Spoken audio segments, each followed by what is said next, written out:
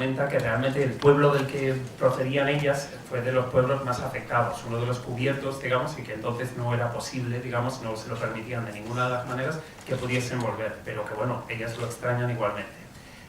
Más preguntas en la sala. Tenemos una por aquí, Karim.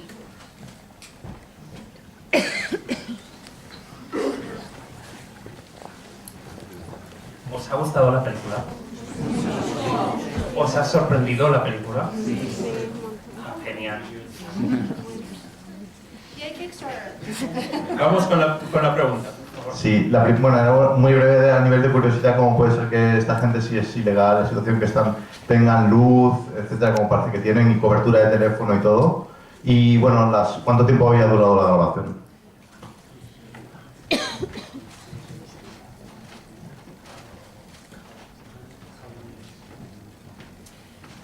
Yes, so some of the villages, it's a strange demographic. There are many villages inside the zone, which is 1,000 square miles, quite large.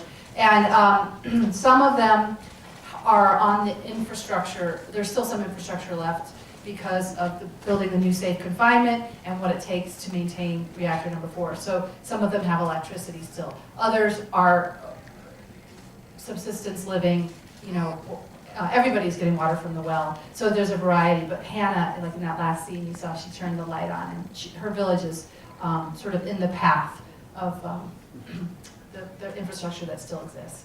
And how long was filming? So filming took place in 3 different seasons over a course of a year and a half, about. And there are many I'm probably talking too much. Okay. Compared with others, you're silent. There are many restrictions, and a lot of bureaucracy in terms of getting into and filming in the zone. You're in by 9, out by 5. You can only film for so many consecutive days, and it all has to do with your exposure and time in the zone. We shot in teams, so no one team member would have too much exposure. In the end, it was something like 16, 17 days of shooting in the zone, some outside the zone, which is, as many of you know, it's not very much for a documentary. So part of our challenges was to create the film out of something like 50 hours of footage, which again is not very much. Nos menciona que realmente algunos de los pueblos, porque realmente en esta área de 1000 millas cuadradas, algunos de los pueblos, al estar más cerca de lo que es el sistema de contención del reactor 4, pues sí tienen electricidad, sí tienen cobertura, otros no tienen nada, que todos sí cogen agua del pozo común, digamos, pero que realmente depende mucho de cada casa, de cada locación y cada pueblo. Por otro lado, nos menciona una cosa que es muy curiosa de este documental y que es muy sorprendente, que ellas realmente visitaron la zona en 3 estaciones a lo largo de un año, que el total de días de grabación probable fue entre 15 y 17 días, que realmente es poquísimo, y que el material total de lo que es la propia zona que tenían era cerca de 50 horas, que es poquísimo para este tipo de documental. Más preguntas en la sala. Pues me animo con una amiga. ¿Sí?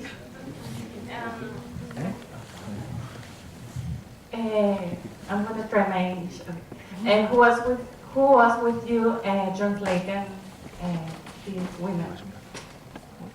Traduzco al castellano. Pregunta que realmente quién estaba con ella traduciendo a estas mujeres. So we had a team of about 5 people, and specifically, I think the question was about who was doing the translating. Yes, so there's a wonderful film producer named Marina Orikova, who's based in Kiev, and she was crucial, the most important person, certainly to this getting done, in terms of helping us navigate the bureaucracy of the exclusion zone, but also being a translator with the women who, as probably some of you picked out, are bouncing back and forth between Ukrainian and Russian, and also village dialects. One other thing to mention, we had a wonderful cinematographer named Japhet Weeks. It's his first film, and he is an American who speaks fluent Russian, and so that was great. And he's like this tall, good-looking guy, and you know the Babushkas really loved him, and so that helped too. nos menciona que la traducción y sobre todo el producto en sí, ¿no? O sea, lo que es el documental en sí, fue gracias también a un apoyo que ha sido indispensable para que saliese tan bien y tan auténtico, que es una cineasta afincada en Kiev, de origen ucraniano, llamada Marina Orakova, y que luego, bueno, tuvieron el apoyo de tener a otro cineasta americano que realmente habla ruso, que encima es un guaperas y que ellos se tiraban en plancha. Jafet Wicks se llama el caballero en cuestión y que, bueno, debe ser muy popular en estos territorios. Más preguntas en la sala. ¿Por aquí? Contigo. Primero ella y luego voy contigo, ¿vale? Hola, enhorabuena, una preciosa película. Dos preguntas. Una, ¿tenías miedo o cómo manejabas tú y tu equipo el miedo de entrar a una zona como esta? Y la otra, esta gente que entra a jugar ese juego tan raro, esta gente que está loca que entra a jugar, ¿las escenas te las dieron ellos o esas donde están arriba en el edificio y cuando se están colando? Háblanos un poco de eso que me extraña mucho.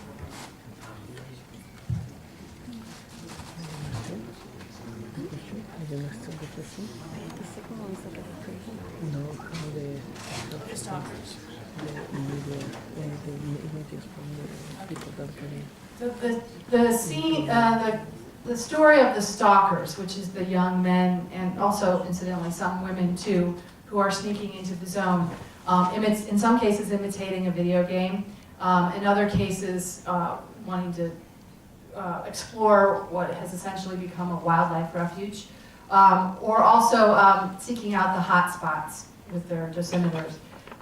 That story was the most difficult to get of all the stories in the film, in part because what they're doing is illegal and dangerous, and they don't want to be on camera. But I wrote a story for Slate magazine about them and the phenomenon. As part of that process, developed relationships, and Marina Orakova again was very critical to that. And so the footage. Shall I go on? Yes. Nos menciona que realmente lo que ella llama los stalkers o los acosadores realmente son personas que se cuelan por, de alguna manera, morbo, ¿no? De colarse ahí y vivir este momento como de videojuego, digamos, que realmente es algo totalmente ilegal, porque realmente puede ser muy peligroso, y que para ellos fue una de las partes muy difíciles o más difíciles de conseguir rodar de la película, ¿no? Que una vez más, como con la diplomacia de la producción en sí, Marina fue una pieza clave de ello, y que realmente es una de las partes más joyas de la propia producción. Teníamos una pregunta por aquí.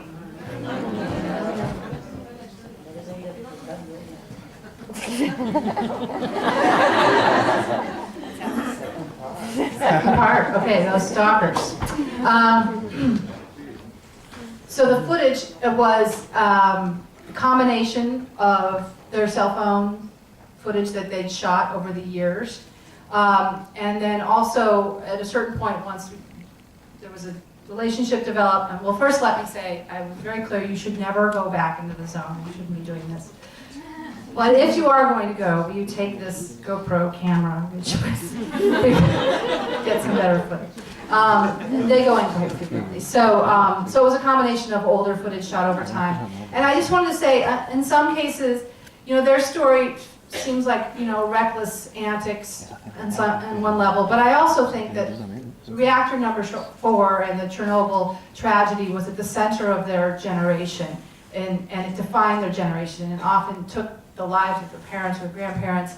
And so many of them, I think, it was a going home for them too. They had never seen this place that defined their generation and is responsible for what I feel is like a great deal of fatalism in the region. And so for them it was sort of an emotional coming home too, for them to finally see the villain at the center of it all. Nos menciona que con los acosadores, que adoptó el término, que realmente para muchos de ellos esto es un hecho que definió su generación, ¿no? Que realmente volver a la zona descontrolada es muy peligroso y que si vuelves ahí para hacer más metraje, digamos, tienes que hacerlo de manera un poco más inteligente, digamos, pero que realmente para muchos de ellos es algo que cambió sus vidas por completo sin que ellos conozcan su tierra, ¿no? Entonces ese momento, introducirse en él, es algo que realmente es muy revelador por muy peligroso que sea. Vamos por aquí. Sí, en ningún momento de la película aparece la palabra hormesis. La hormesis entiendo yo que es lo que no mata engorda, más o menos. Entonces, si en algún momento de la zona se ha hablado de eso, y luego me ha sorprendido también que no hubiera televisión ni hubiera radio, no sé si eso lo tienen.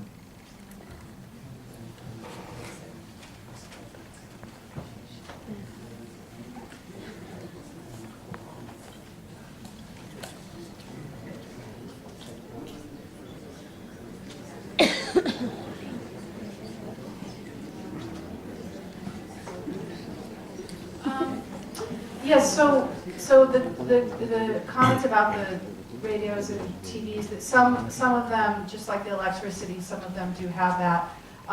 In terms of the cell phones, usually the women with the cell phones, it's a sign that they have adult children in the region and who are helping and supporting them, and they're really the lucky ones, because some people are quite isolated and alone and living under pretty difficult situation, and others have more support from the outside. I wasn't sure I understood the second part, but the what doesn't kill you makes you stronger idea. I think what is relevant to their survival is something that doesn't get talked about so much, is that by coming home, they of course have been living on contaminated land. I mean, the main takeaway of the film is not, oh, radiation isn't so bad, because it is very bad and has claimed the lives of tens of thousands of people in Chernobyl. But relocation trauma is also very bad, and especially for the elderly. So part of it, I think a takeaway of this film is that by avoiding relocation trauma, which is something, if you're a person of the land and you get put in a high-rise in the outskirts of Kiev, separated from all that you love, and you have what relocated people suffer from everywhere: higher levels of alcoholism, depression, unemployment, disrupted social networks, all these things that affect your health, I think. So the people who went home didn't have that, right? They have very strong ties to their motherland, and they avoided all of that. So it becomes a funny equation. They have the downside of radiation, which is very real, but they have the upside of not having to endure relocation trauma. I mean, they had no good choices, really. Nos menciona sobre la presencia tecnológica en sus vidas, que realmente esto varía mucho según cada caso, ¿no? Que muchos de ellos tienen familias, digamos, hijos mayores que viven en las partes externas, y en esos casos siempre tienen más tecnología, más móviles, más contacto con el mundo, ¿no? En algunos casos viven más aisladas, con lo cual realmente radios, televisiones son cosas que realmente no son parte de su vida. Respecto al comentario de lo que no mata engorda, ella dice, realmente no es una reflexión así, es una reflexión de lo que no te mata te hace más fuerte, pero que ella quiere dejar muy claro que en esta película no hace el reclamo de que la radiación no afecta, por supuesto que afecta, pero la relocación también afecta mucho, y ambas cosas pueden afectar mucho a tu salud, ¿no? Porque si a ti te sacan de una aldea ucraniana y te ponen una ladera al lado de Kiev, donde realmente es muy impersonal para ti, no tienes las cosas que amas, no tienes las cosas que conoces, que realmente también puede ser muy traumático. Entonces, no quiere hacer una reflexión respecto a lo bien que se vive o lo bien que se puede vivir, sino que realmente ambos aspectos, cuenta en esta película, ambos aspectos de un trauma muy grande, ¿no? Que la solución también es muy traumática. ¿Alguna pregunta más en la sala? Vamos aquí y luego vamos contigo, ¿vale?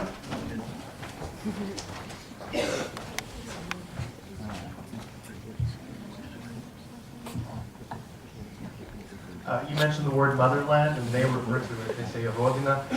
Did they tell you what they thought about the Soviet Union and then Ukraine and Russia and Belarus at any point?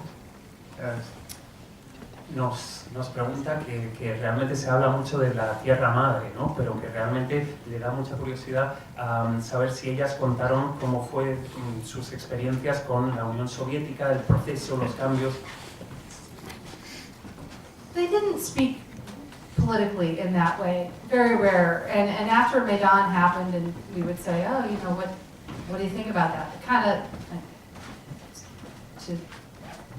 the glib response would be like, they should all be strung up, you know, like kind of this. They'd seen a lot over the decades, but there wasn't any sort of refined discussion about politics.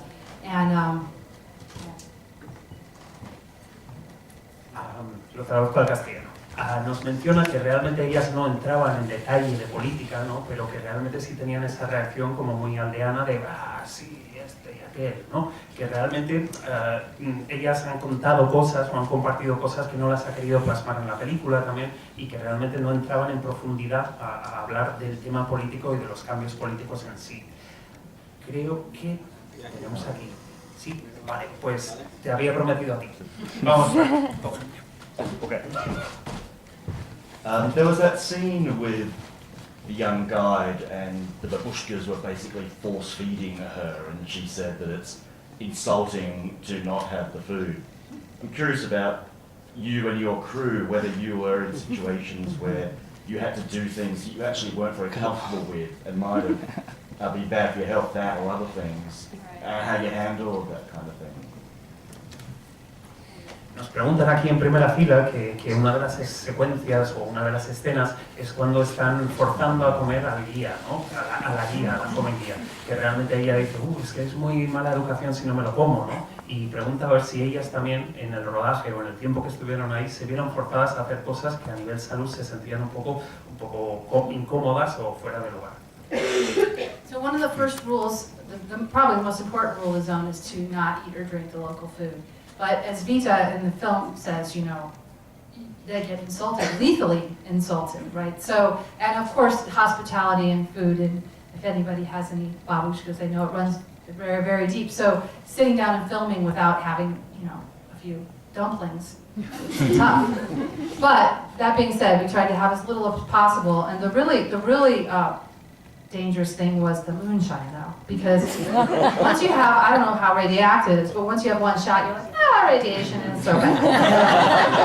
Pass the mushrooms, you know. So you just have to eat and drink as little as possible. But it is hard to have a 100% record on that. Nos menciona que cuando llegas a la zona controlada, realmente una de las primeras cosas que te dicen y te dejan bien clara es que no comas y no bebas nada que proviene de ahí. Sin embargo, claro, si tú estás pavimentando una relación de confianza y que no sabes si alguno de vosotros conoce una babushka, pero que realmente es muy insultante, letalmente insultante no comer o beber cuando te lo ofrecen, que realmente, pues al final estás pavimentando esa confianza y entonces pues bebes y comes. Pero lo realmente peligroso son los tragos, porque te tomas el primero y luego ya dices, bueno, la radiación, ¿qué más? Sácate unos champiñones, come otro. Entonces, pues que es un proceso, ¿no? Como realmente en muchos de los documentales que vemos aquí, muchas veces hay que ganarse esa confianza. Teníamos una pregunta aquí en la esquina. Yeah, first of all, congratulations on film. I think it's an awesome film. I think like the success, it really connects with the audience. It's because it talks about feeling. It's really understandable, like the love for the motherland. But at the same time, I mean, it makes you laugh and everything. But at the same time, it makes you think about what happened. You know. I want to ask if it was like the focus from the first moment in this film, and how will you find out about the story of these ladies and develop everything? Nos pregunta que realmente las risas son inesperadas, la confianza, esa complicidad es un poco inesperada, pero que también te hace pensar mucho, ¿no? Y entonces, ¿cómo fue posible dar con estas mujeres y cómo fue posible realmente ese momento de... ¿Cómo digo yo? Claro, es que me liáis muchísimo hablando. Yes. Okay. So the second part. Yes, it was a very deliberate effort to accurately reflect what is this sort of resilience and love of motherland and all these somewhat positive things with what is a very dark story and a place full of a lot of tragedy and misery. So it was important to braid that together and to also capture, I think, the zone itself, which is a strange place.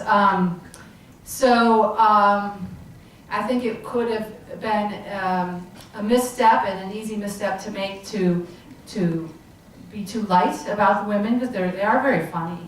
But also, you know, the story isn't only one of tragedy. It's also one of humor and resilience. So it was a very strong effort to make it an accurate reflection. And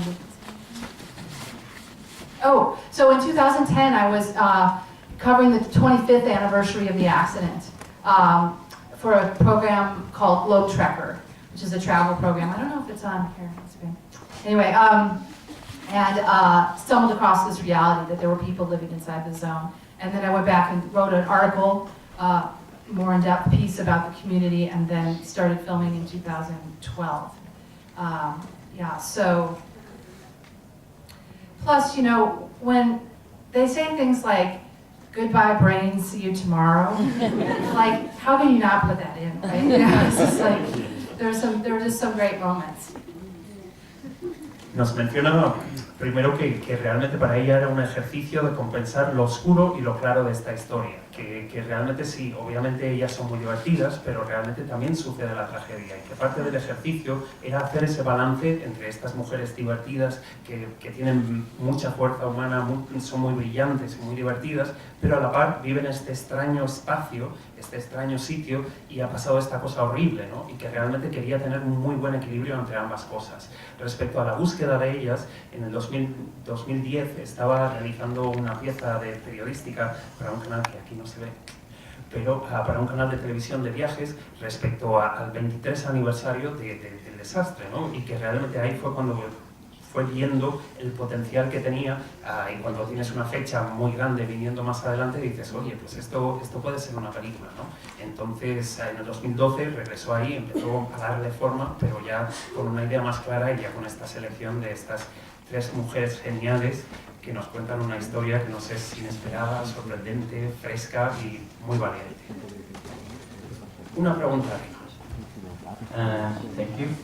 Which was the total radiation dose after a season of filming, indicated by your dosimeters? Tell us again, please. Sorry. Which was the total radiation dose indicated by your dosimeters after a season of filming? So we had to carry dosimeters at any time, and you have to have a government minder guide. Vita was our guide with us at all times and carried a dosimeter. And so it indicates if you're running across a hot spot or anything like that. And you are checked for radiation coming out every day, as is your equipment, your car, and everything. I don't know what the answer is to, I think the question is how much did we receive? There's a lot of debate about how dangerous it is or isn't to be spending some time in the zone. It matters a lot where you go. I mean, what everybody agrees on is less is better and more is worse. So really it was about limiting our time and being smart about the places we went and not eating the food.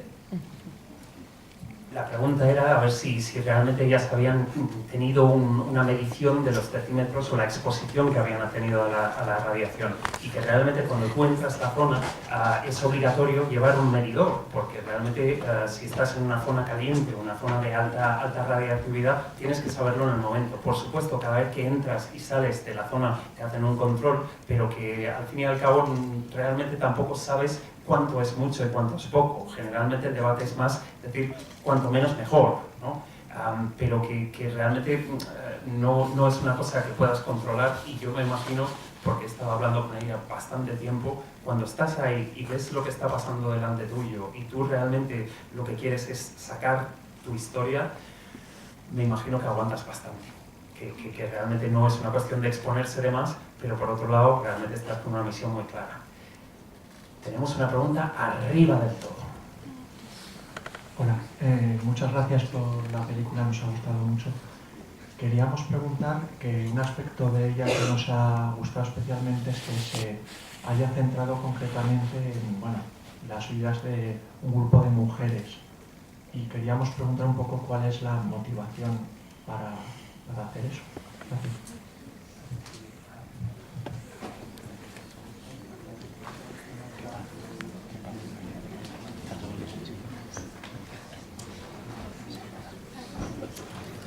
Well, in this case, the surviving community inside the zone is almost entirely women, 90-something% women. First of all, I think that's remarkable, and also in a lot of the work I do is doing international stories about different women around the world, so I have a personal place in my heart for that. But they're just remarkable, and it was important, I believe, that, you know, old women are never the narrators of history, and never the center of the story, and never the go-to people for the authoritative answers. I mean, rarely. So it was important that they were, I thought. And these are people who have lived through Stalin's enforced famines of the 1930s, Nazi atrocities in World War II, then Chernobyl. Many of them were shipped to Germany as forced labor in World War II. So, you know, they've lived through a lot, and they're at the end of their lives, radiation or not, but capturing them and their stories felt very important. Nos menciona que es por varias razones, principalmente porque dentro de la zona controlada el 90% de la población son mujeres. Entonces realmente eso le daba mucho significado.